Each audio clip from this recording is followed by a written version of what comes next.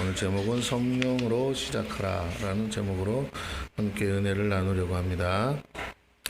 자, 누구나 새로운 시작을 원합니다. 그러나 새로운 시작을 위해서는 지난번에도 말씀드렸던 것처럼 과거를 청산해야 합니다. 여전히 과거의 삶에 반복하고 과거의 어떤 것과 계속 관계를 유지한다면 우리는 새로운 시작을 결코 할 수 없습니다. 과거를 청산하는 첫 번째 일은 죄를 떠나는 것이죠.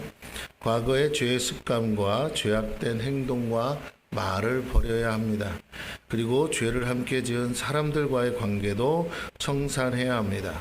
그렇지 않으면 시작을 했음에도 불구하고 우리는 여전히 과거에 묶인 채로 살게 되고 과거의 삶이 그대로 연장된 채로 살아갈 수밖에 없습니다. 두 번째 일은 새로운 비전을 갖는 것입니다. 무엇을 위한 새로운 시작인지를 명확히 해야 합니다.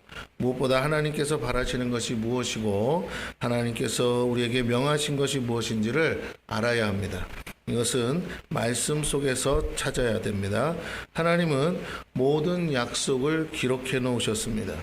새로운 일도 결국엔 하나님께서 말씀하신 약속 안에 있는 것입니다. 그 약속을 이루시기 위해 나를 어떻게 사용하실지가 곧 비전입니다. 또한 나를 통해 무엇을 이루고자 하시는지를 아는 것을 말합니다. 저와 여러분 모두에게는 하나님께서 계획하신 비전이 다 있습니다. 이걸 하루라도 빨리 깨닫는 것이 중요합니다. 그 비전을 가진 사람과 없는 사람의 차이는 하늘과 땅만큼 차이가 나며 목표가 없고 꿈이 없는 것과 같은 것입니다. 비전을 꼭 세워야 됩니까? 라고 말하는 사람들도 있습니다. 비전 없이 그냥 하나님만 따라가면 다 하나님께서 인도하시는 거 아닙니까? 라고 말씀하는 분들도 있습니다. 그 말도 어떤 면에서는 일리 있는 말입니다. 왜냐하면 사람이 비전을 자기의 야망을 비전으로 삼을 수도 있기 때문에 그렇습니다. 제가 말씀드리는 것은 말씀 속에 성경 속에 계시되어 있는 누구에게나 동일하게 주어진 약속을 말합니다. 그 약속을 자기 비전으로 삼는 것이 모든 약속의 말씀이 다 나의 비전이 될 수는 없어요. 그러나 하나님이 오늘 이 시대 가운데 하고자 하시는 어떤 일이 있는데 그 일을 위해 우리에게 약속의 말씀을 주십니다. 그 약속의 말씀을 나의 비전으로 삼아야 합니다. 무엇을 주셨는지 어떻게 아느냐? 말씀을 보다가 여러분에게 이 약속의 말씀이 나를 사로잡는 것 같은 체험이 있다면 그것이 여러분을 향한 하나님의 약속이거나 비전입니다. 또는 너무나도 이 말씀이 믿어져서 이 말씀을 붙들고 기도가 나온다면 그것이 여러분을 향한 약속이고 비전입니다. 즉 하나님으로부터 내게 주어졌다는 것을 체험적으로 또 감각적으로 알 수 있습니다. 성경을 아무리 봐도 그런 것은 없던데요. 한번 보고 비전이 세워질 정도라면 여러분 그건 너무 쉬운 일이겠죠. 어려서부터 성경을 오랫동안 여러 번 본 사람도 하나님의 비전이 세워지는 것은 때가 있습니다. 성경을 깊이 볼 수 있어야 되고 또 성경이 말하는 의도를 정확하게 파악할 수 있어야 돼요. 성경을 읽을 줄 몰라서 비전이 없는 게 아니고 성경에서 하나님이 주시는 메시지를 성령에 의해서 우리가 감동을 받거나 성령에 의해서 깨달아져야 된다라는 말입니다. 그러므로 여러분 성경을 부지런히 보시기를 바랍니다. 성경을 부지런히 보시고 성경을 그냥 겉핥기식으로 보지 마시고 깊이 보시기를 바라요. 많이 본다고 비전이 세워지는 것은 아닙니다. 때가 되면 하나님이 여러분이 잠깐 들춰본 성경 속에서도 하나님의 약속을 찾기도 하십니다. 마치 진흙 속에서 진주를 발견한 것 같은 느낌이 옵니다. 성경 이런 말씀이 이 속에 있었다는 거야? 하면서 그 말씀이 나를 붙들고 그 말씀에 사로잡혀서 계속 성경을 파게 될 것입니다. 그러면 여러분 안에 말씀이 연결되어서 구체화시키는 경험을 하게 됩니다. 그것이 실제적으로 삶에서 정확히 무엇을 해야 할지를 알려주기 때문에 그렇습니다. 그러므로 여러분, 비전은 멀리 있는 얘기가 결코 아닙니다. 오늘 우리가 사는 삶 속에서 이루어지는 일입니다. 그리고 하나님께서 우리를 통해 이루시고자 하는 일입니다. 그러므로 너무 막연하고 추상적인 것이 아니라는 것을 생각하시고 약속의 말씀을 붙들고 나의 삶의 자리에서 곱씹어 볼 때 하나님은 분명하게 말씀하십니다. 삶이 꿈과 비전이 없다면 삶이 마치 하루살이처럼 그저 먹고 싸고 하는 삶의 연속일 수밖에 없지요. 사람으로서의 의미 있는 삶을 살기 위해서라도 우리는 하나님께서 주시는 비전을 가져야 되고 이것을 또는 사명이라고도 말합니다. 우리를 부르신 목적을 깨닫는 것을 말하죠. 목적이 이끄는 삶이라는 책을 쓴 리고렌 목사님, 세들백교의 리고렌 목사님의 그 책들 안에 우리를 향하신 여러 가지 목적들이 있습니다. 제일 먼저 나오는 것이 예배죠. 하나님은 예배하는 자를 찾는다 하셨어요. 우리가 어디에서부터 시작해야 되느냐? 바로 여러분이 예배하는 것에서부터 시작해. 내가 예수 믿고 구원받았으면 첫 번째로 해야 하는 일이 예배입니다. 인간이 창조된 이후로 첫 번째 주어진 일은 예배였습니다. 그러므로 우리는 예배하는 일에서 모든 것이 시작된다는 걸 아시고 예배를 통해서 하나님의 약속, 하나님이 나를 향한 부르심을 깨닫는 시간이 되기를 바라겠습니다. 예배만이 하나님을 온전히 대면하여 만나는 시간입니다. 그리고 예배 드리기 위해 우리는 우리의 죄를 회개해야 됩니다. 예배 드리기 위해 하나님을 만나기 위해 예수 그리스도의 십자가의 보혈의 공로를 의지해야 됩니다. 그 믿음을 가지고 하나님 앞에 나아가서 하나님을 만날 때 하나님께서 우리에게 명령하십니다. 하나님이 우리에게 말씀하십니다. 하나님이 우리에게 당신의 뜻을 계시하십니다. 이것이 우리에게 주시는 사명일 때도 있고 이것이 우리를 향한 하나님의 뜻일 계획일 수도 있습니다. 마지막으로 이 모든 걸 하기 위해서는 반드시 성령의 도우심이 있어야 한다. 성령이 아니고서는 우리는 아무것도 할 수 없기 때문에 그렇다는 것입니다. 죄를 사함받고 죄에서 떠났어도 결국엔 우리는 다 무너질 수밖에 없습니다. 아무리 거대하고 위대한 비전을 가졌어도 무너집니다. 실현 가능한 비전을 주셔도 우리는 아무것도 이룰 수 없기 때문입니다. 인생은요, 위대한 업적을 쌓고도 자기의 작은 야망과 욕심 때문에 허무하게 무너지는 것을 많이 봅니다. 최근에 영화가 막 지금 이 건국전쟁인가? 이승만 대통령 나오는 영화를 상영을 해서 지금 막 센세이션을 일으킨다고 합니다. 그 전에는 또 서울의 봄인가? 도 나와서 한참인데 서로 다른 진영에서 만든 영화입니다. 한쪽은 진보적인 성향에서, 한쪽은 보수적인 성향에서 만든 영화입니다. 다 의미가 있고 다 봐둘 만한 내용인 것이 맞습니다. 얼만큼 진실한지, 얼만큼 진정성이 있는지는 제가 안 봐서 모르겠습니다. 그런데 한쪽에서는 비난하고 한쪽에서는 극찬을 하는데 우리가 균형을 잡지 않으면 안 됩니다. 이승만 대통령을 너무 극찬하는 분들이 있습니다. 그러나 이승만 대통령은 칭찬받을 만한 일을 별로 하지 않았어요. 이승만 대통령을 하나님이 쓰신 것뿐이지. 할렐루야. 아멘. 우리가 중심을 잡지 않으면 하나님께 돌려야 될 영광을 대통령에게 돌립니다. 이승만 대통령이 훌륭한 일을 할 수 있었던 것은 그가 하나님 손에 붙들렸기 때문인 줄로 믿습니다. 절대로 초점을 잃지 마시기 바라요. 그의 말로는 결코 아름답지 않았어요. 그의 말로는 결코 칭찬받을 만한 일이 없습니다. 왜요? 인생이기 때문에, 죄인이기 때문에. 그래서 하나님 앞에 쓰임받을 때는 위대한 영웅으로 쓰임받지만 인간의 모습으로 전락할 때는 비참하게 망하는 것입니다. 모두 다 그렇습니다. 그러므로 우리가 조심해야 됩니다. 어떤 일을 칭찬할 수는 있어도 사람을 칭찬해서는 안 돼요. 사람을 경외의 대상으로 만들어서. 근데 지금 한국 땅에 이상하게 잘못된 흐름이 있어요. 여러분, 영화 보고 띄우고 특히 교회에서 단체로 관람을 한대요. 그래서 저는 조금 마음이 그런 얘기를 들을 때 좀 무거운 마음이 듭니다. 왜냐하면 제 사견인지는 모르겠으나 교회가 뭐하러 단체로 관람을 합니까? 예. 뭐 역사를 왜곡하든 왜곡하지 않든 그냥 다 하나님께 맡기시기를 바랍니다. 할렐루야.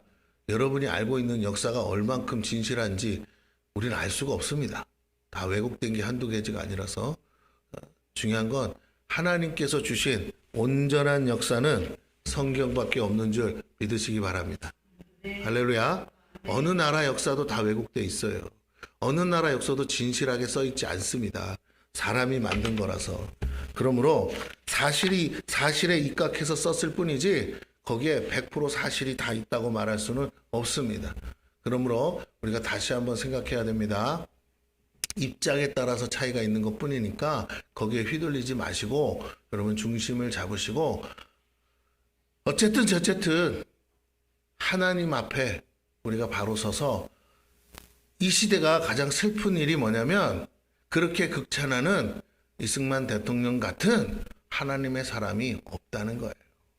여러분 그 영화를 보고 과거를 회상하지 마시고 오늘 이 시대에 우리의 자녀들이 그와 같은 위대한 하나님 앞에 쓰임받는 일꾼들이 없다는 것이 우리가 거기에 애통하고 하나님 앞에 부르짖어 기도해야 될 줄로 믿습니다. 오늘 우리가 그 역할을 해야 되는데 못하고 있는 것에 땅을 치고 후회하고 반성하고 하나님 앞에 구해야지 자꾸만 과거를 돌아보지 마세요.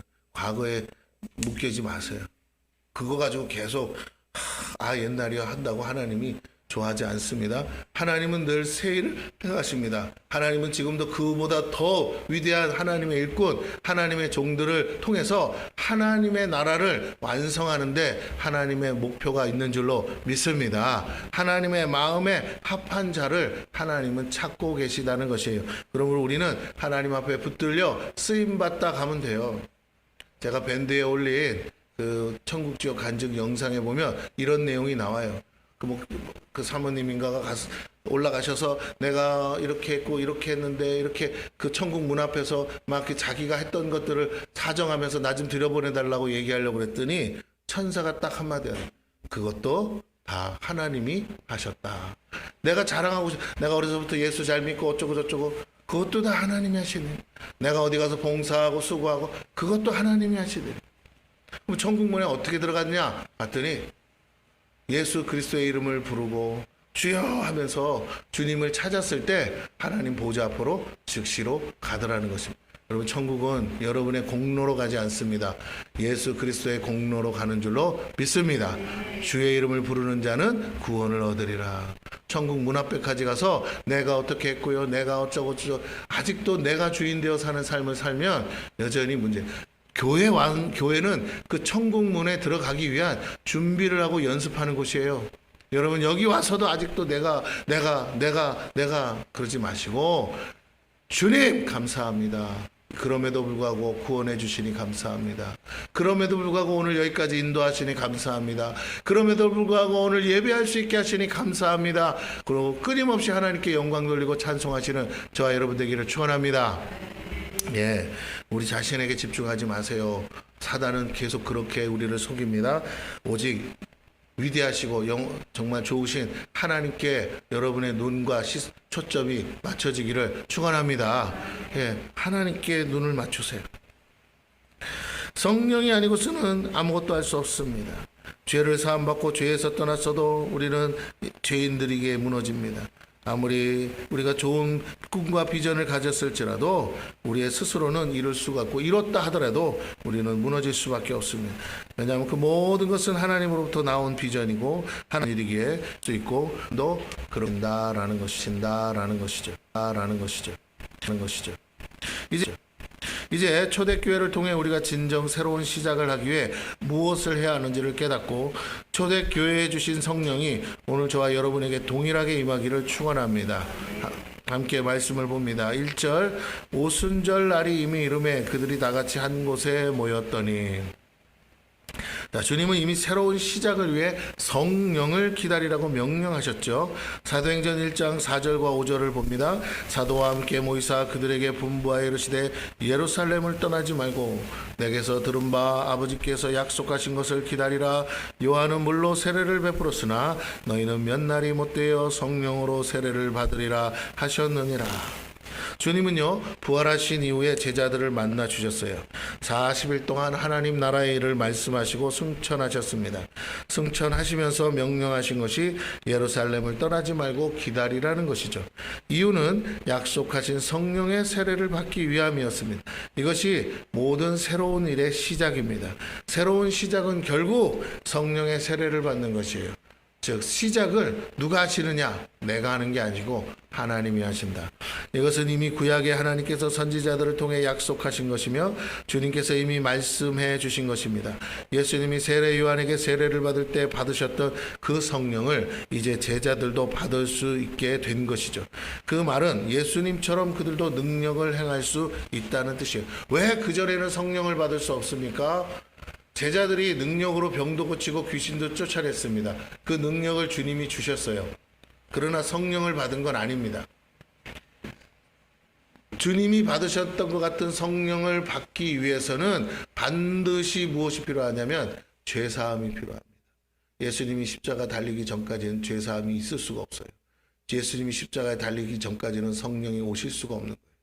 오직 죄 없는 인생에게만 성령이 비둘기같이 임하셨어요. 동일합니다. 예수님으로 인해서 죄사함 받으면 이제 누구든지 그것을 믿으면 성령이 저와 여러분에게 동일하게 예수님께 임하셨던 것처럼 임할 줄로 믿습니다. 이것이 하나님의 약속이에요. 그래서 예수님이 죽으시고 부활하신 다음에 승천하셔서 아버지께서 약속하신 그 주시겠다는 성령을 받아서 우리에게 부어 주셨다는 것입니다. 오늘 성경은 그것을 말해주고 있어요. 구약 선지자들을 통해서 이미 약속하신 것입니다. 예수님이 세례 요한에게 세례를 받을 때 받으셨던 그 성령을 이제 그 제자들도 받게 되었습니다. 그 말은 예수님처럼 그들도 능력을 행할 수 있다는 뜻이기도 합니다. 성령의 세례는 성령의 기름 부으심을 말합니다. 동시에 성령의 능력이 그들에게 임하는 것을 의미합니다. 세례는 나는 죽고 새롭게 다시 태어났음을 알리는 것이죠. 이전에 내가 아니라는 것을 공식적으로 선포하는 신앙 고백입니다. 이전에 내가 아닙니다. 그래서 누구든지 그리스도 안에 있으면 이전 것은 지나갔으니 보라 새 것이 되었다. 그리스도 안에 있는 사람은 누구든지 새로운 피조물이라 그랬어요. 그럼 세례를 받았다는 것은 이전의 삶으로 돌아가는 것이 아님을 깨닫기를 바랍니다. 자꾸 옛사람으로 돌아가지 마세요. 과거로 돌아가지 마세요. 날마다 내일이 오늘로 다가오고 있는데 자꾸 과거에 묶이지 마세요. 오히려 좋든 싫든 과거를 끊고 새롭게 일하시고 새 일을 이루시는 하나님을 바라보고 계속 내일을 향해서 나가야 될 줄로 믿습니다. 내일이 없는데 뭐 과거를 노래한들 뭐 하겠습니까? 그래서 이전에 내가 아니라는 것을 공식적으로 선포하는 것이 세례의식이죠. 그것이 우리의 신앙의 고백입니다. 기름 부으심은 하나님의 것이라고 거룩하게 구별되는 것을 의미하는 예표입니다. 기름을 부었다. 결국 그 순간부터 나는 하나님의 것이다 이런 뜻이죠. 성령의 세례는 성령의 기름 부음입니다. 성령의 세례가 임했다는 것은 이제 내가 내 것이 아니라는 소유권이 이전되는 것이. 즉 성령으로 인해 거룩한 하나님의 사람으로 구별되고 동시에 그 하나님의 사람에게 마치 선지자들에게 주었던 능력을 동일하게 부어주시겠다는 것이기도 합니다. 왜요? 예수님은 그걸 원하십니다. 지금도 병들고 악한 원수 마귀에게 묶이고 눌린 영혼들이 너무나 많기에 하늘의 능력을 가지고 그들을 자유케 하는 일이 복음입니다. 그러므로 복음을 전하기 위해서라도 그들의 묶인 것을 풀어주고 그들의 정말로 문제를 해결해 줘야 되는데 그것은 오직 성령의 능력으로만 가능하다는 것이죠. 그리고 여기에는 결코 차별이 없습니다. 어린아이일지라도 하나님이 원하시면 얼마든지 그들을 통해서 일하실 수 있습니다. 이 성령의 능력이 성령의 선물 곧 은사인 거죠. 여러분 TV에서 보시면 뭐 미스터 트롯이나 이런 거 프로그램들 있잖아요. 어른들이 나와서 경연하는 프로그램에 애들이 나옵니다. 근데 그 애들이 만만치가 않아요. 어떻게 그렇게 어른들보다 더 잘하는지. 내가 이번에도 며칠 전에 TV를 봤는데 어떤 똘망똘망한 8살짜리 여자아이인데 귀엽게 생겼어요. 우리 옛날 서진이 어렸을 때처럼 생겼어요. 이렇게 안경 끼고 나오는데 노래를 하는데 트로트를 부르는데 걔는 99점을 맞았어요. 그리고 일반 가수는 90 몇 점밖에 못 받았어요. 졌어요. 너무 잘하는 거야. 그걸 보면 물론 감정은 없어요. 얼굴 표정 보니까 연기를 하는 거는 알겠어. 근데 그래도 어떻게 무슨 여자애가 8살짜리가 득음을 했는지 배에서 소리가 나와. 쫙 나오면서 노래를 하는데 제가 들어도 우리 사모님이 그래. 눈 감고 들어봐 그러더라고. 그 정도로 잘하는 거예요. 눈 감고 들으면 애가 부르는 것 같지가 않은 거예요. 그렇게 잘하더라고. 네? 그 노래 배 띄워라 그거 부르는데 진짜 너무 잘하더라고요.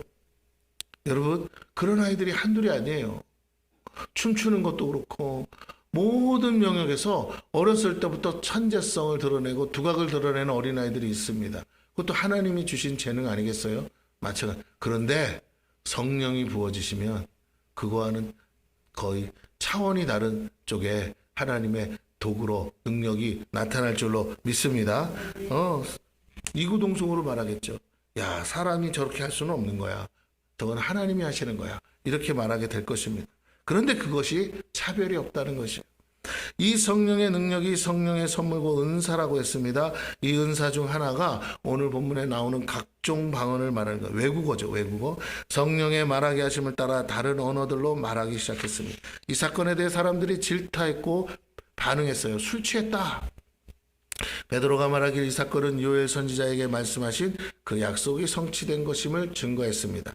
구약의 예언의 성취이고 동시에 새로운 시작을 알리는 사인, 곧 표적이 되었다라는 것이죠. 이것이 시작을 알리는 신호탄이었습니다. 그들의 입에서 성령의 말하게 하심을 따라 나오는 그 각종 방언이 새 일을 일하시는 시작이었다. 구약의 선지자를 통해서 그렇게 약속하셨던 그 약속이 드디어 이루어졌다라는 것입니다.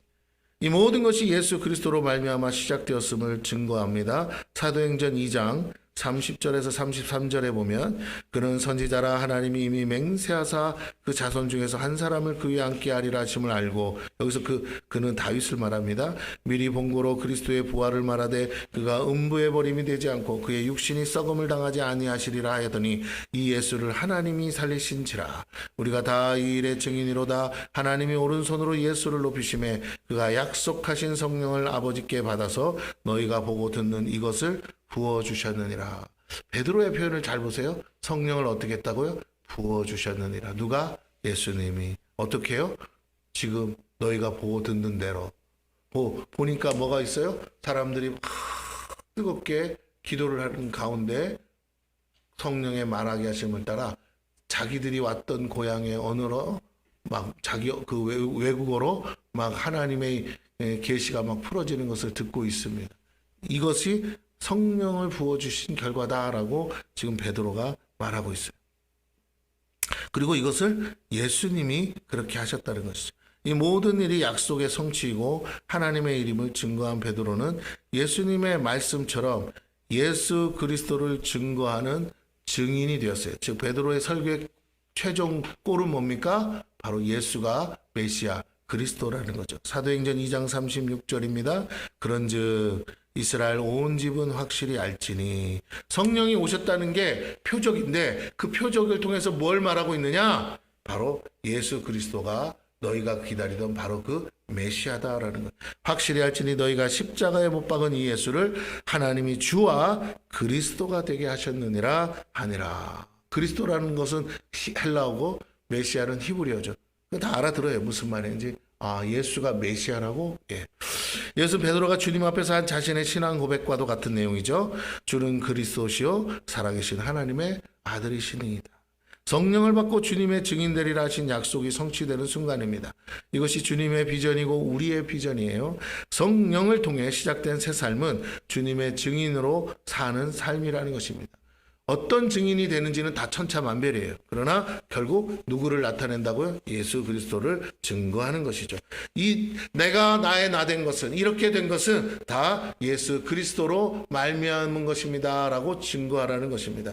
이것은 다 하나님께서 주신 것이고 하나님이 시작하신 일이고 하나님께서 이루신 일입니다. 하나님이 하셨다고, 하나님은 살아계시다고, 하나님은 오늘도 우리와 함께 하시다고 증거하는 것을 말합니다. 성령의 능력으로 사는 삶을 말하고 있어요. 인간 예수를 따르던 그들이 이제는 영이신 예수, 그 성령과 함께 성령을 따라 사는 것이고, 이것이 진정한 제자가 되는 길이었어요. 성령 곧 예수를 따라 사는 것이 제자가 되는 길이죠. 제자인 척했던 과거의 삶은 배반과 배신의 열매를 맺었어요. 베드로는 그랬죠. 그러나 성령을 받고 시작된 삶은 진정한 제자로서 부활하신 주님의 증인으로 담대히 서게 되었습니다. 이제는 더 이상 죽음도 두려워하지 않는 이 담대함이 성령의 은사요 능력이란, 성령의 말하게 하심을 따라 나오는 방언도 은사겠으나 더 중요한 은사가 뭡니까? 그 사람의 체질을 바꾸는 거죠. 겁쟁이였던 베드로가 이제는 용감한 하나님의 증인이 됐다는 것입니다. 자, 겁쟁이 베드로가 주님의 증인이 되어 복음의 파수꾼이 되었습니다. 베드로는 이제 성령의 세례를 받아 이전에 베드로는 죽고 주님과 함께 영적인 베드로로 다시 재탄생했다는 것이에요. 이미 구원받은 백성이지만 능력의 사도가 되기 위해선 다시 성령의 세례를 받아야만 하는 것이죠. 사명의 기름 부으심이 없이는 우리 힘으로 아무것도 할 수 없다는 것이에요. 저와 여러분이 먹고 사는 문제는 여러분 스스로 얼마든지 해결할 수 있습니다. 그러나 하나님의 뜻 가운데 하나님의 사명자로 사는 것은 그 결코 우리의 힘으로 될 수 있는 것이 아니에요. 그래서 우리가 먼저 사명을 깨달아야 돼요. 사명을 깨닫고 사명을 따라 살아가는 과정 속에서 하나님이 우리의 삶에 모든 것을 더하여 주십니다. 저와 여러분이 성령을 받기 위해 초대교회와 같이 한 곳에 모였습니다. 그들은 그곳에서 10일 동안 밤낮으로 부르짖어 기도했어요. 약속하신 성령을 받기 위해 진심으로 기도했습니다. 그 과정에서 주님의 비전이 내 사명으로 동의가 되는 역사가 일어났어요. 동의합니다 이렇게 된 게 아니고 마음에서 깨달아지니까 동의하지 않을 수 없는 것이죠. 그거였군요. 하나님, 나를 향하신 계획이 그거였군요. 이제 알았습니다. 내가 죽도록 충성하겠습니다. 이 말이 우리에게서 저절로 나온다는 것이죠. 오직 성령에 의해 그것이 가능해졌고, 성령이 아니면 강팍한 인생들이 결코 주님을 따라 그와 같은 삶을 살 수 없기 때문이에요. 언제든 분리하면 도망갔던 제자들이 성령 받고 담대해질 수 있었던 이유가 여기에 있습니다. 여러분, 예수님의 제자들은 참 고집도 세고 혈기도 많고 강팍하고 그래요. 왜? 어부에다가 세리에다가 열혈당원에다가 12명의 제자가 한결같이 보통 사람보다 배 이상으로 아주 강한 사람들입니다. 인간적으로 말하면 누구도 감당할 수 없는 사람들이에요. 그 12명을 데리고 다니는 주님은 정말 대단하신 분이에요. 정말 대단하신. 그런데 그 12명이 언제 꼬꾸라집니까? 예수님 때문에 꼬꾸라지지 않고요. 성령에 의해서 꼬꾸라졌다는 것이죠. 여러분, 그거 중요합니다. 인간 예수도 못해요. 근데 하나님께서 직접 다루시니까 변화되더라. 오늘 교회도 마찬가지예요. 제가 죽은 사람을 살리는 능력이 있어도 여러분을 바꿀 수는 없어요. 오직 성령의 능력이 여러분에게 임하실 때 여러분이 변화되는 줄로 믿습니다. 목사가 할 일은 그것을 가리키고 그렇게 하자고 성령을 구하라고 여러분에게 외치는 거지, 여러분, 제가 여러분을 바꿀 수 있지 않습니다. 아무리 성경을 가리켜도 여러분은 바뀌지 않습니다. 아무리 제가 여러분을 위해서 기도해도 여러분은 바뀌지 않아요. 내가 하는 일은 바꾸실 수 있는 분을 움직이는 거예요. 여러분을 움직이는 게 아니고, 바뀌지 않는 여러분을 위해서 많이 기도한다고 해서 바뀌는 게 아니고, 그를 바꾸실 수 있는 하나님을 뭐 한다고요? 움직여야 돼요. 그게 답이에요. 그래서 우리가 하나님께 도움을 구하셔야 돼요. 자녀의 문제도, 남편의 문제도, 가정의 문제도 다 나를 도우실 수 있는 하나님께 구하셔야 될 줄로 믿습니다. 성령이 역사하면 그것이 정말 기름 부은 것처럼 너무나도 스무스하게 쉽게 해결된다는 것입니다. 그러나 성령이 오시지 않으면요, 우리가 힘을 쓰고 써도 길을 안 되는 것이 또한 그런 일이라는 것이죠. 그래서 오늘 우리가 다시 한번 마음속에서 각인하고 정말 우리가 어떻게 해야 될지를 깨달아야 될 줄로 믿습니다. 자, 언제든 불리하면 도망갔던 제자들이 성령 받고 담대해질 수 있었던 이유가 여기에 있습니다. 우리도 마찬가지예요. 우리 스스로의 힘으로 아무것도 이룰 수 없어요. 성령의 세술에 취해 성령의 인도하심을 따라 나아갈 때만 가능한 것입니다. 그래서 사도행전을 성령 행전이라고 했습니다. 성령과 동행한 사도들의 행전입니다. 오늘 보니까 성령이 언제 오셨습니까? 오순절날 임했다 그럽니다. 오순절은 77절이라고 해요. 구약에선. 6월절 다음이 무교절이고 무교절 다음 무교절이 끝나고 첫날, 그러니까 지금으로 말하면 안식일 후 첫날이에요. 그 첫날이 초실절입니다. 그날 그 하나님 앞에 첫 예물을 드립니다. 그때로부터 시작해서 7주가 첫날 오순절이에요. 그 아래 7일이 7번 있으니까 77절이라고 합니다. 49일 지나고 50일째 되는 겁니다. 그 절기가 신약에서는 성령로 변화되어 날이 되었다는 거예요. 그런데 이것이 매우 중요한 의미가 있어요. 그럼 77절은 왜 지켰느냐라는 거예요. 6월절 있고 무교절 있으면 됐지 77절을 왜 지켰느냐. 이스라엘 백성이 홍해를 건넌 지 40일째 되던 날 하나님께서 모세를 시내산으로 부르십니다. 그래서 모세가 올라가요. 그래서 50일째가 되는 날 시내산에 올라갔을 때 그곳에서 40일간 하나님 앞에 머물게 됩니다. 그리고 하나님이 그에게 하나님의 말씀에 새겨진 두 돌판 곧 십계명을 주셨어요. 하나님의 말씀을 주셨다는 거예요.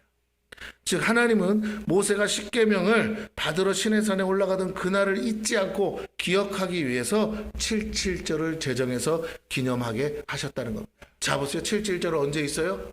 6월절 다음에 있는 거예요. 6월절 다음. 이게 중요합니다. 여러분 세례받고 죄사함 받아 새롭게 된 백성에게 광야에 출애굽 홍해를 건너서, 홍해가 이스라엘 백성이 받은 세례라고 그랬잖아요. 홍해를 건너서 광야로 들어갔을 때 거기서 40일이 지나고 50일째 되는 날 그때쯤에 모세가 하나님으로부터 두 돌판 십계명을 받았다는 것이, 말씀을 받았다는 것이. 그런데 바로 이날에 약속하신 성령을 주셨다는 건 뭡니까? 모세와 같이 예수님이 승차하신 10일째 되는 날 성령이 오셨다는 것은, 이것은 이제 돌판에 새긴 말씀이 아니라 우리의 심령에 새긴 말씀을 주시기 위해 이미 선지자를 통해 그것을 약속했습니다. 이제는 내가 너에게 돌판에 새겨서 주는 것이 아니라 너희의 마음에 신비에 새겨주겠다 하셨어요. 너희의 마음을 부드럽게 해서 너희 마음에 내 약속의 언약을 새기겠다 해서 잊어버리지 않게 하겠다고 했습니다. 영원한 언약을 주시기 위해 우리 심령에 주의 말씀을 주신 것을 뜻하는 것입니다. 즉 성령이 우리 안에 직접 말씀하시겠다는 것이에요. 내가 너희를 떠나지 않겠다라는 약속입니다. 그들이 한 곳에 모였을 때 임하셨습니다. 그래서 교회가 모이기를 힘써야 합니다. 언제든 믿고 사모하는 자에게 지금도 성령은 무시로 임하기 때문이에요. 이 예배가 그렇게 성령의 세례를 받는 예배가 되어야 돼요. 성경에 기록된 말씀은 진리로서 로고스의 말씀입니다. 그러나 우리 마음에 부어지지 않으면 아무 소용이 없어요. 우리 마음속에서 새겨져야 돼요. 그저 그렇지 않으면 치식에 불과합니다. 예수님이 베들레헴에 태어난 것이 나를 아는 것으로는 안 돼요. 그것이 나랑 관계가 있어야 돼요. 많이 한다고 능력 있는 것이 아닙니다. 요리 백과사전을 다 외워도 맛있는 요리는 직접 해봐야 나옵니다. 마찬가지예요. 하나님의 말씀을 아무리 많이 듣고 알아도 능력이 될 수 없어요. 사탄도 그 정도는 다 알고 있어요. 여러분보다 AI가 더 많이 알아요. 이걸 어떡합니까? 그래서 수많은 이단이 말씀을 가지고 미혹하는 거예요. 말씀이 능력이 되기 위해서 우리 심령에 새겨져야 합니다. 그때 성령께서 우리 안에서 그 말씀을 통해 역사하시기 때문이고 하나님은 약속을 따라 행하십니다. 우리 사모님이 사온 게 있어요. 신천지 이만희가 교재로 쓰는 책이에요. 이만큼 두꺼워요. 한 500페이지인가 400페이지가 되는 것 같은데 그 안에 내용이 계시록 내용만 잔뜩 있는데 어마무지하게 내용이 많아요. 그런데 그 사람들은 그걸 달달달달 외운다는 거예요. 거기에서 점수 이상 안 맞으면 합격할 수가 없는 거예요. 그러면 14만 4천에 못 들어가고 천국도 못 가는 거예요. 그래서 달달달 외워야 돼요. 문제는 개신교의 성도들이 그만큼 하나님 말씀을 알고 있느냐는 겁니다. 그들에 비하면 무식하기 짝이 없기 때문에 그 진리도 아닌 것에 넘어갈 수밖에 없어요. 오늘 우리가 다시 한번 깨어 근신해야 될 줄로 믿습니다. 여러분 안에 하나님의 말씀이 부어지기를 축원합니다. 여러분이 성경보다 깨닫는 건 그 시간에 성령이 임하고 있다는 거고, 성령이 내 안에 내주하시는 거고, 성령이 나와 함께 하신다는 증거인 줄로 믿습니다. 사람이 무엇으로 사느냐? 사람이 떡으로만 살 것이 아니요 오직 하나님의 입에서 나오는 모든 말씀으로 산다 했어요. 하나님의 말씀, 입에서 나오는 말씀, 하나님의 깊은 것까지 통달하시고 하나님의 뜻을 아시는 성령께서 우리에게 그것을 부어주시고 말씀해 주실 줄로 믿습니다. 예. 하나님은 약속을 따라 행하십니다. 그러므로 약속 밖에서는 아무것도 이루어질 수가 없어요. 내 안에 하나님의 약속이 새겨지고 비전이 될 때만 하나님은 모든 능력을 부어주사 이루게 하신다는 거예요. 이 영적인 비밀을 깨달아야 됩니다. 그때 성령은 부어집니다. 무엇을 해야 할지 알 때 성령은 임하시고 기름 부으사 우리를 사명의 자리로 이끌고 가시는 거예요. 성령에 이끌려 나갈 때 참된 증인이 되고 열매가 맺어지는 것입니다. 내 힘으로 하려는 것을 내려놓고 성령의 능력으로 행하기를 구하십시오. 성령의 말하게 하심을 따라 내 입술에 주신 말씀으로 증거하는 것이에요. 이 증인된 삶이 성령 충만의 삶을 모습이고 우리가 새롭게 시작돼야 될 삶의 모습입니다.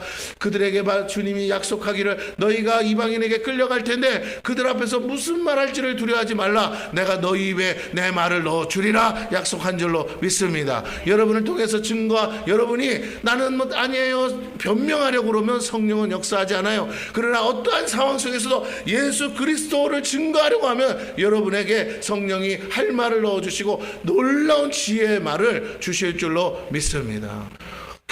한낱 갈릴리 나사렛의 어부 출신에 불과한 베드로가 많은 사람 앞에서 담대히 하나님의 기록된 말씀을 읊어가면서 설교할 수 있었고 그 설교 한 번에 3,000명이 회개하는 역사가 일어난 건 베드로가 한 일이 아니에요. 베드로의 입을 통해 말씀하신 성령께서 하신 일인 줄로 믿습니다. 성령의 음성을 들었기에 그들도 변화된 거죠.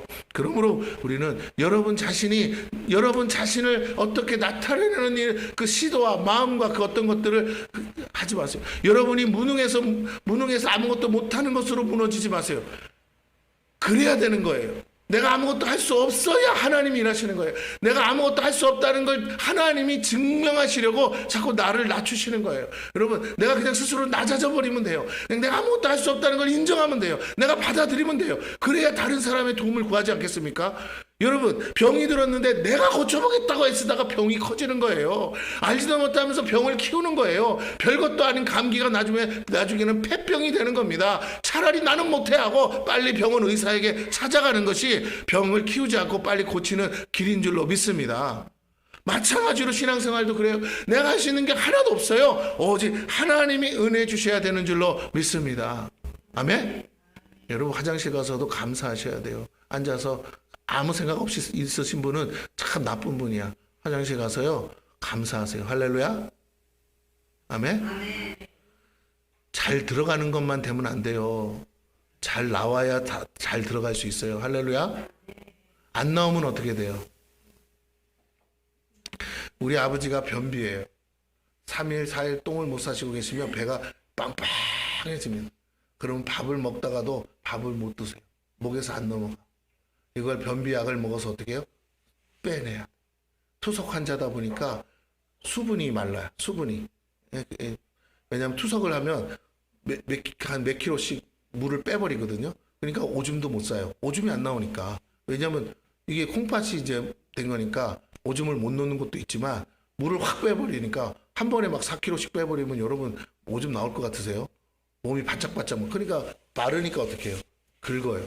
그리고 변비약. 그냥 고통이죠. 투석을 안 할 수는 없는데 투석을 하면 부작용들이 있는 거예요. 근데 변비약을 먹어야 이제 싸는데 또 물을 먹으면 안 돼. 투석 환자는. 왜? 물이 있으면 그것이 뭐죠? 몸 안에 있는 독소를 가지고 오줌으로 다 빠져야 되는데 안 빠지니까 어떻게 돼요? 몸이? 물을 많이 먹을수록 부어요. 그러니까 또 가면 그걸 과도하게 빼려면요 오랫동안 투석을 받아야 되는데 그럼 사람이 넉다운이 됩니다. 그래서 악순환이. 그래서 물을 가급적이면 안 드셔야 돼요. 근데 물을 먹으니까 살은 퉁퉁 붙죠. 변비에라도 똥은 못 싸죠. 변비 약을 먹었는데 약을 몇 개를 먹어도 안 듣죠. 그러다가 막 왕창 먹으면 갑자기 뭐 아무 때나 막 투석 받는 중에도 벌써 가서 몇 번씩 변을 본 적이 한두 번이 아니에요. 네. 창피한 일이죠. 그렇지만 어쩔 수 없잖아요. 이런 일들이 악순환. 여러분, 그냥 내가 건강해서 잘 대소변을 볼 수 있다는 거, 여러분 정말 감사해야 되는 일이에요. 할렐루야. 예, 그 고통이 이루 말할 수 없어요. 여러분, 변비 걸려본 사람만 알죠. 그러니까 우리는 작은 일에도 감사하시기를 축원합니다. 자꾸만 뭔가 큰 게 되기를 바라지 마시고, 오늘 내가 있는 그 상황 속에서 감사가 막 나와야 돼. 그래야 하나님이요, 와, 저렇게 작은 일에도 감사하는데 내가 요거 하나 해주면 얼마나 감사할까 궁금해서라도 하나님이 이를 이루실 줄로 믿습니다.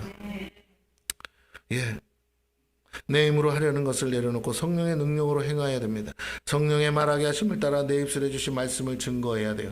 이 증인된 삶이 성령 충만한 삶의 모습이고 우리가 새롭게 시작되어야 될 삶의 모습이죠. 그래서 우리는 가능한 다 같이 한 곳에 모이길 힘써야 됩니다. 왜요? 성령을 받아야 되니까. 모두가 한 비전으로 하나 되어야 함께 갈 수가 있기 때문에.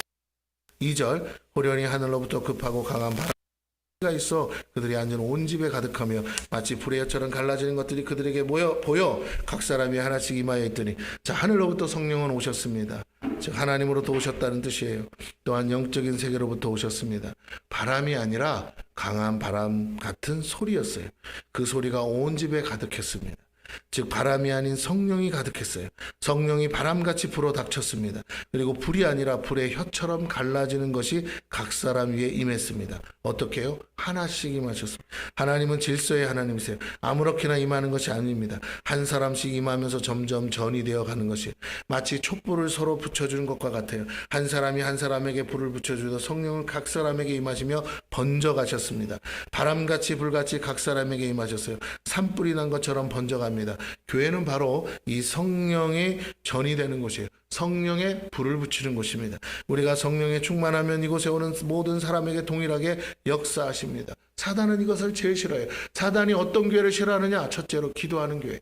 사단이 싫어하는 교회가 어떤 것이냐? 이 기도로 인해서 성령의 불이 붙는 교회를 싫어하는 줄로 믿습니다. 그래서 너무너무 싫어해요. 다른 데는요, 다 사람들을 막 보내줘요. 그냥도 보내줘요. 전도 안 해도 보내줘요. 근데 이상하게 기도하고 성령의 불이 붙은 교회는 사람을 안 보내요. 하나님. 다른 성령 사역하는 교회를 다 뒤져봐도 그래. 지금까지 다 전국 팔도를 다 봐도 그 중에 1000명 되고 10,000명 된 교회는 내가 본 적이 없어요. 특히 불사역하고 성령 사역하는 교회는 왜 이렇게, 그죠? 내가 속은 상해요. 근데 어쩔 수가 없는, 내가 막이라도 절대로 안 보내줘. 불 붙으면 변화되니까, 불 붙으면 바뀌니까. 물론 그렇다고 하나님이 일 못하는 건 아니에요. 하나님이 그런 교회들 통해서도 갑작스럽게 어느 한 사람을 성령을 부으시는 줄로 믿습니다. 예, 하나님의 역사는 그곳에도 있어요. 하지만 성령을 직접적으로 대놓고 사역하는 교회들은 마귀가요, 아주 그냥 철벽을 치고 사람들이 이곳에 오는 것을 굳고 막고 있습니다. 여러분 참 신기해요. 치유 사역을 해도 하는 거는 상관없어요. 마귀도 그거는 이상하게 별로 안 건드리더라고. 근데 그거 하다가 축사 사역을 하면요, 사역이 다 막혀. 마귀들이 난리 부르어요. 그래서 좀 그렇구나. 지난번에 제가 말씀드린 것처럼 최정천 목사님은 축사를 안 한다고 그랬잖아요. 근데 서모세 목사님이 따라했어요. 그래서 또 봤어요. 그랬더니 뭐라 그럴까, 아무리 치유 사역을 하려고 그래도, 야, 내가 그거 웃겼어. 이분이 원래 부르심이 있잖아요. 그러니까 치유 사역을 하려고 의자 대 의자로 이렇게 앉혀놓고 치유 사역을 해요. 근데 계속 뭐 만들어나? 계속 축사만 나와. 사람들이 계속 축사만 해 앞에서. 그리고 불만 주고. 그래서 내가 참 흉내를 내봐야 소용이 없네. 결국은 축사네. 저도 마찬가지고. 그래서 부르심이 다른 거죠. 그래서 그래, 치유가 일어나긴 일어나죠. 그러나 제가 말하는 거, 그 최종천 목사님 같은 치유는 안 일어나더라. 그래서 각자 생긴 대로 부르신 대로 살아야겠다. 괜히 뭐 따라한다고 되는 건 아닌 것 같다. 될 수도 있지만 결국은 그 시간에 그 뭐라 그럴까, 성격이 다른 것 때문에, 기름 부심의 성격이 다르니까 그 앉아있는 스태프들, 앉아있는 그걸 받는 사람들이 다 불사역 받고 결국 그 자리에서 또 축사를 하더라고. 그래서 내가, 야, 안지나 새우나 똑같구나. 내가 그걸 알았어요. 그렇습니다. 오늘 다시 한번 여러분에게 부탁을 드립니다. 우리 교회는 어쨌든 시작이 불사역이니까 여러분 그대로 가야 돼요. 내가 바꾸고 싶다고 바꿀 수가 없어요. 하나님이 그렇게 바꾸게 두지도 않고. 왜냐하면 목회가 안 된다면 누가 하겠어요? 목사들이 안 하려고 그래. 그러니까 하려고 하는 목사가 없어. 처음에는 해봐. 열심히 해. 근데 교회는 어떻다고요? 생각해 보세요. 저번에 내가 얘기했잖아요. 여기서 핑 하면 뭐라고요? 성령의 불이 나간다고요. 사람들이 쓰러진다고요. 막 그 자리에서 역사가 일어나요. 축사도 나고. 그런 능력이 있으면 교회가 어떻게 돼야 돼요? 근데 사람들이 안 와. 네? 여기 왔다가 총 맞아 죽을까 봐. 그래서 내가 그거 어떻게 저렇게 대단한 능력을 가졌는데 어떻게 교회가 무슨 있잖아 지하 같은 데서 막 이렇게 하는 거야. 그거 보면서 아니 뭐 장소야 열악한 데서도 하나님 일하시니까 그거는 뭐 상관없는 얘기지만 그래도 저 정도 능력이면 막 그쵸 세계적인 종으로 불림받아서 해야 될 것 같은데 그렇지가. 그래서 제가 그거 보면서 이 사역이 어렵구나. 이게 진짜 좁은 길이구나. 이게 정말 목회자들이 터부시하고 안 하려고 하는 3D 업종인데 해봐야 뭐만 나와요? 가래랑 침만 나와요. 좀 심한 사람은 밥도 나오고 그렇죠? 진짜 나는 몇 번을 내 앞에서 밥을 쏟았기 때문에 내가 알아요. 그래서 아무도 안 하려고 그래요. 더러워서도 안 하고 그래서 안 하는데 마귀조차도 뭐라고 하느냐? 절대로 이것만큼은 뭐라고요? 포기하면 안 돼. 이건 막아야 돼. 이건 막아야 돼. 다른 건 다 냅둬도 이건 막아야 돼. 예, 오늘 다시 한번 여러분에게 말씀드립니다. 우리 교회가 가는 길이 더 힘은 들지만 여러분이 힘을 내시기를 바랍니다. 제대로 가고 있는 줄로 믿습니다. 예, 나만 그러면 속상하죠. 근데 내가 유튜브를 다 뒤져봐도 이 사역하시는 분, 제대로 하시는 분들은 다 좀 열악하더라고요. 그래서 이거는 다 공통 상황이구나. 내가 이제 위로를 좀 받았어요. 그걸로 위로라고 할 수도 없지만 위로를 받았는데 그렇다고 우리 교회 사람이 안 오냐? 그건 아닐 거예요. 여러분이 앉아 있는 것처럼 하나님이 또 필요한 그것을 받아야만 해결될 수 있는 사람들이 있는 줄로 믿습니다. 많지는 않겠죠. 그러나 있어요. 정말 병원에서 말하자면 말기 암 환자 같은 사람들이 있을 줄 압니다. 근데 여기 오면 산다 한다면 여기까지 와야 되는데 소문 듣고 오기까지 시간이 조금 걸리는 것 뿐이겠죠. 그래서 여러분 기다리시고 믿고 있으면 하나님이 더 크게 일하실 거라고 저는 확신합니다. 자, 그런데 이 성령이 각 사람에게 하나씩 임해서 불이 붙었다는 것이에요. 바로 교회가 그렇게 성령의 불을 붙이는 곳이 우리가 성령에 충만할 때 이곳에 오는 모든 사람들이 동일하게 역사할 뿐만 아니라 강력하면 할수록 모두 성령을 체험할 수 있게 되겠죠. 불이 세면 셀수록 태우지 못하는 것이 없는 것 같은 원리입니다. 아무리 한 장소에 성령이 강하게 임하셔도 인격적인 성령께서는 한 사람씩 임하신다는 거예요. 네, 재밌잖아요. 그 성령 사역하는 목사님 보면 굉장히 능력이 파워풀해. 사람이 여기 있어도 쓰러지고 저기 있어도 쓰러지고 막 쓰러진단 말이에요. 그죠? 안 보신 분은 모르겠지만 하여튼 그래요. 그런데 재밌는 건 다 모여서 있을 때는 확 안 쓰러뜨리잖아요. 그죠? 나와서 한 사람씩 뭐 할 때 받을 때만 역사를 하시잖아요. 물론 한꺼번에 쓰러뜨리는 일도 있습니다. 있기는. 그러나 가급적이면 그렇게 무질서하게 하지 않으신다는 거예요. 여기 왔다가 막 다 쓰러지고 다 자빠지고 그렇게 안 하시네. 어떻게 일하시냐면 받고자 하는 사람에게 임하시는 줄로 믿습니다. 인격적인. 그러니까 나와야 돼. 한 사람씩 하나님 앞에 그 목회자 앞에 나와서 동의하고 받을 때 나는 성령 받고 싶어요. 불 받고 싶어요. 할 때만 강력하게 임하는 줄로 믿습니다. 안 받는다고 뭐라고 하지도 않으세요. 그러나 안 받겠다고 한 사람에게 주지 않으신다는 것을 우리가 기억한다면 우리가 믿고 사모해야 될 줄로 믿습니다. 성령은 성령을 거절하는 자나 의심하는 사람에게 결코 임하시지 않습니다. 어린아이처럼 받아들일 때 더욱 강력하게 임하신다는 것 사모하십시오. 성령을 받기 위해서 우리의 마음이 중요합니다. 또 간절하게 사모하듯이 구하십시오.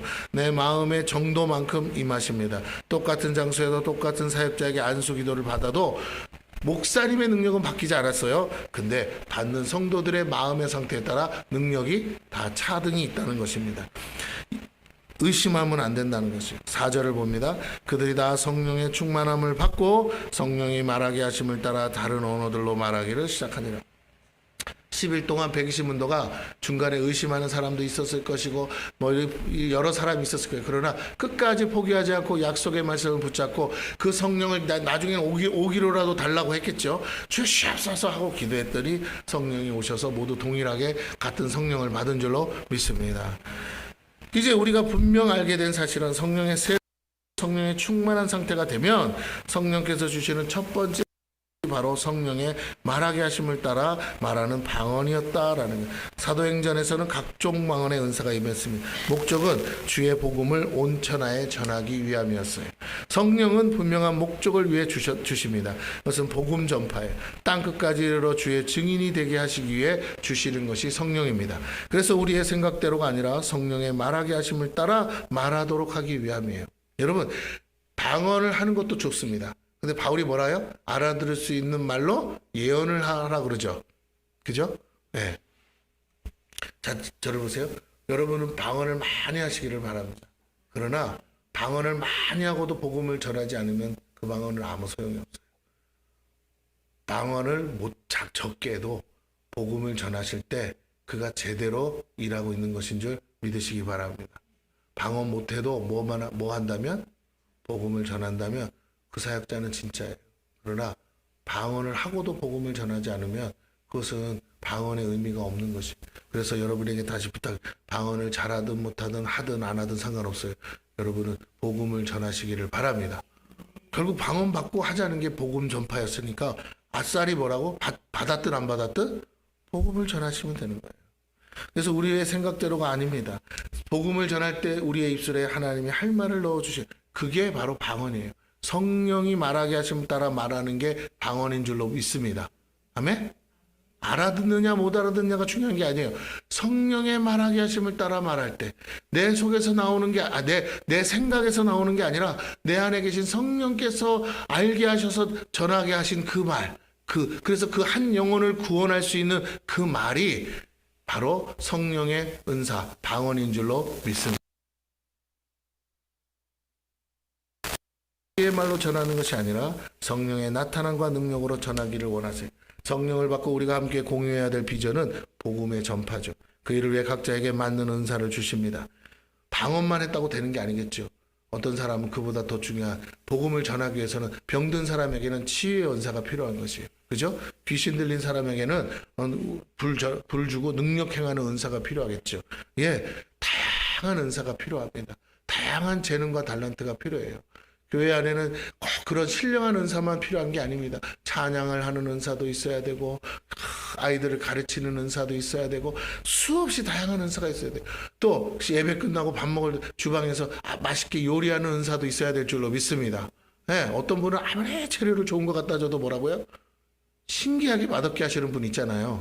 근데 어떤 사람은 아무리 맛없는 걸 갖다 줘도 뭐라고요? 어떻게 저거를 가지고 이렇게 맛있게 할까? 그런 분도 있습니다. 예, 각자에게 주신 달란트, 재능, 은사대로 주의 나라를 위해서 수고하고 헌신해야 될 줄로 믿습니다. 직접적으로 복음을 전할 수도 있지만 간접적으로 전할 수도 있어요. 목사님의 설교가 조금 은혜가 안 돼도 식당에서 나오는 밥이 은혜가 될 수도 있어요. 할렐루야. 아멘. 별로 약하시네요. 별로 밥에서 은혜를 못 받으세요? 나는 받아요. 예전에 제가 막 기도원에 가서 칼국수를 먹는데 울면서 먹은 적 있어요. 이 칼국수를 먹으면서 나 혼자 울었어요. 다 안 웃는데 먹으면서 그때 그러니까 은혜는 어디서 올지 몰라. 갑자기 오니까 막 칼국수를 먹으면서 너무 감사해가지고 이 칼국수를 먹게 해주셔서 감사하고 막 이러면서 막 혼자서 깨달아가지고 막 감동해서 막 감사하면서 막 이게 칼국수인지 눈물인지 모르게 그냥 막 그 눈물에 말아먹듯이 막 먹었어요. 근데 여러분 어느 순간에는 그런 은혜도 있는 줄로 믿습니다. 밥을 못 먹다가 교회 와서 기도 한번 받고 밥이 들어간다면 어떨 것 같으세요? 놀라지 못하죠? 저기 사이다도 못 먹던 분 있잖아요. 사이다만 먹어도 취한다는 분. 근데 지금 사이다 잘 먹거든요. 일부러 먹진 않지만 잘 먹어요. 여러분 그 감사한 일 아니에요? 아니 감사한 일이 아닌가? 어쨌든 뭐 그거는 그렇게까지 감동은 없는 것 같아요. 그렇지만 당사자 입장에서 신기한 일이지 않겠습니까? 내가 이 사이다를 입도 못 대고 사이다만 먹으면 뭐라고요? 술 먹은 것처럼 해롱 팍 하고 뻗었는데 지금 그 전에 뭐 바카스 뭐 이런 것만 먹어도 술 취한다 하잖아요, 누구는. 근데 지금은 아무렇지 않게 먹어도 아무렇지 않다는 거, 그냥 뭐 자꾸 먹진 않지만 먹어도 아무렇지 않. 그건 신기한 일이지 않습니까? 하나님이 하시지 않고 어떻게 그렇게 되겠습니까? 오늘 저와 여러분에게 그런 은혜들이 다 있는 줄로 믿습니다. 자, 그래서 말씀을 마쳐요.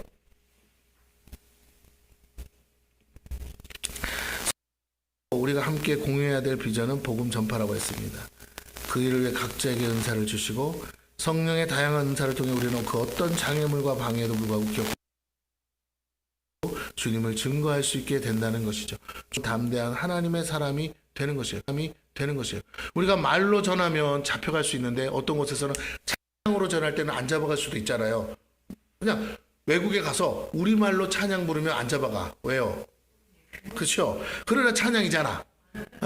그런데 성령이 역사하시면 거기에 은혜 받을 수도 있는 줄로 믿습니다.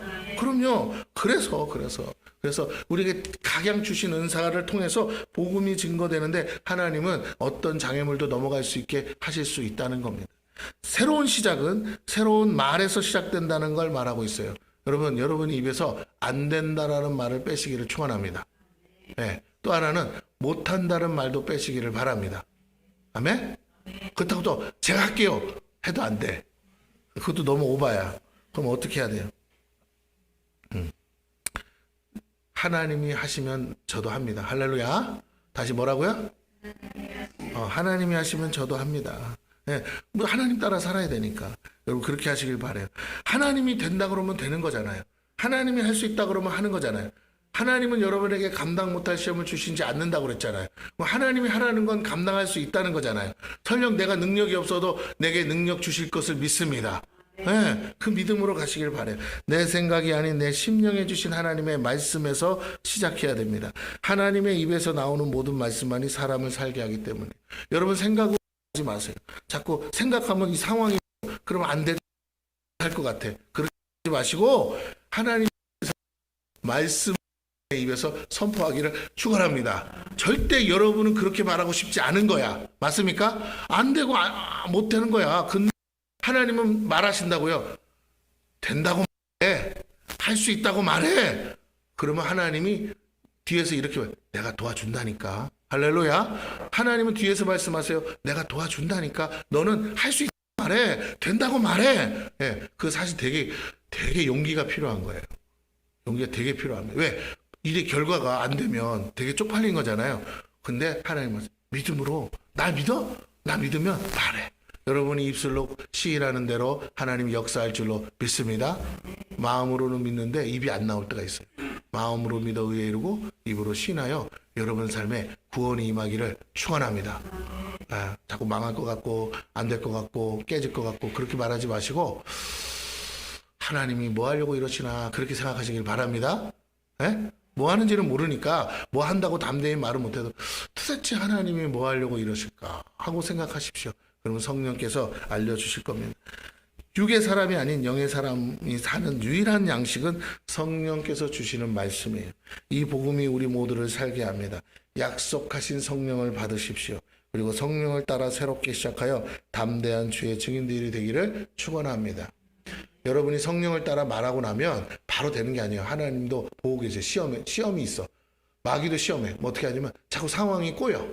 내가 말은 했는데 확신을 가지고 말했는데도 어떻다고요? 상황은 자꾸 꼬이고 안 될 것 같고 더 사방에 우겨 쌓인 것 같이 될 때가 있어요. 그럴 때 하는 방법은 뭐냐면 여러분이 확실히 여러분이 미쳤음을 증거하세요. 할렐루야.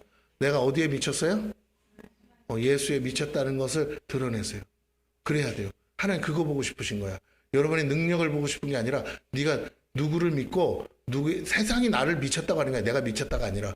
근데 세상이 나를 보고 미쳤다고 말할 정도로 해보라는 거예요. 근데 신기한 건 하나님이 살아계시기 때문에 하나님이 일하십니다. 할렐루야. 네, 저는 믿어요. 지금도 기도하면서 그래요. 처음에 기도할 때는 마음이 힘들어요. 하나님, 어느 때까지, 언제 부흥시켜 주실래요? 왜 사람이 없어요? 막 이러고, 여러분의 얼굴을 떠올리면서 기도하면요. 오늘도 기도할 사람이 이 사람밖에 없습니까? 한 1분 하면 끝나. 몇 명 되지도 않으니까. 하나님, 기도가 끝났어요. 사람이 없어요. 이렇게 혼자 그러고 있다가 성령이 말씀하세요. 마음에서. 기도 그따위로 할래? 그러면 다시 바꿔요. 어떻게? 주님, 내 마음은 절대 그렇지 않아요. 근데 성령이 시키니까 하는 거야. 하나님 여기 가득 찼습니다. 주님이 채워주셨습니다. 하나님 할렐루야 감사합니다. 그럼 막 하나님 또 웃어요. 나는 안 웃어요. 웃기는 개뿔. 근데 하나님 막 웃어 좋다고 그러면 여러분 내가 기도하다가 막 웃을 때 여러분 보면은 저분은 왜 저렇게 쳐 웃을까? 뭔 좋은 일. 좋기는 뭐가 좋아요. 지금 하나도 안 좋아. 근데도 뭐라고요? 하나님이 기뻐하니까 막 웃으시는 거야. 나도 거기에 맞춰서 갑자기 웃음이 터져서 웃는 나는 얼마나 황당하고 민망하고, 그쵸? 웃기겠어요. 근데도 어쩔 수 없어요. 막 그래요. 하나님만 좋아요. 하나님만 즐겁죠. 하나님만 신났죠. 막 혼자 그래. 그런데도 막 그렇게 하는 거야. 근데 그 기도를 해야 돼. 그렇게 순종해야 돼. 그러면요, 하나님 좋아하죠. 그러면서 마음속에서 뭐라고? 좀만 참, 곧 채워진다. 채워진다. 네가 그렇게 바라는 인생들이 온다. 채워진다. 걱정하지 마라. 오바이트 하는 사람 보내줄게. 그러면서 또 하셔요. 그래서 하나님 왜 앞에 오바이트 하는 사람 그냥 침도 들어요. 하나님 얌전한 사람. 근데 주님은 그렇게 얘기하는 절대로. 야, 뭐 그런 사람 왜 내가 너한테 보내냐. 너 그런 사람은 너 조금만 잘못하면 어떡할까요? 딴 데가 와우리 교회로 가버려. 근데 저한테 이렇게 뭐 해야 돼? 기도 받고 오바이트가 쏟아져야 뭐라고요? 여기 있어. 왠지 아세요? 다른 데 가면 그런 사람 받아줘요, 안 받아줘요? 목사님들이 해주지도 않지만 목사님이 한번 기도해 준다고 하는데 오바이트 해봐요. 어떨 것 같아요? 난리 나요. 여러분 와우리 교회 가서 새신자로 왔다가 기도 받는데 오바이트 해봐요. 와! 이러고. 그 목사님 능력 있다고 소문나는 줄 아세요? 당장 다음 주부터 여러분 못 나올지도 몰라. 장로님이 조용히 와가지고 뭐라고요? 저기 죄송한데 다른 교회 가시면 안 될까요? 이렇게 나온다니까요. 덕이 안 돼서 그런다고요. 새신자들이 무서워해요. 그런다고. 그러니까 여러분 교회에서 쫓겨나는 거 안 경험해봤죠? 그 쫓겨난 사람 많아요. 그래서 그런 분들이 우리 교회가 여기서 그런 사역하는 줄 모르니까 내가 유튜브에 한 번만 올렸으면 좋겠는데 여러분들의 프라이버시 때문에 안 하는 거예요. 다른 교회는 올려요, 안 올려요? 네? 올리잖아요. 여러분 어떻게? 여러분 지금 내가 물어볼게. 여러분 축사하는 거 찍어서 올려도 돼요? 된다는 사람만 손 들어봐요. 김정혜 전사님 또 한 분밖에 없어? 박윤자 전사님? 네, 알았어요. 이거 이제 방송용으로 나갈 때 여러분 옛날과 다르게 나올 수도 있는데 괜찮아요? 갑자기 컬럭컬럭만 하다가 갑자기 이렇게 하면 하나님은 리얼한 걸 좋아하니까 야, 너 귀향에 하는 거 어떡해? 확실하게 가자. 네, 어쨌든 감사해요. 아니 그렇게 해야 이제 우리 교회도 뭐 하는 줄 알고 그리고 오지 않겠습니까? 다 올려. 광고 때려야 올리지. 뭐 맨날 내 설교만 올려봐야 뭐 하겠어요. 다른 목사님 설교들이 더 좋은데. 근데 어쨌든 그래서 여러분 다시 한번 부탁을 드립니다. 여러분 하나님께서 일하고 계심을 믿으시기를 바랍니다. 그리고 하나님께서 새 일을 시작하십니다. 우리 다 이따가 원타임 때 기도할 때 성령 받고 능력 받아서 주님의 도구로 쓰임받는 저와 여러분 되기를 축원합니다. 예, 이제는 여러분이 축사하는 게 아니라 새로운 성도들을 축사할 때 여러분이 옆에서 같이 기도하는 사역자들이 다 되시기를 축원합니다. 예.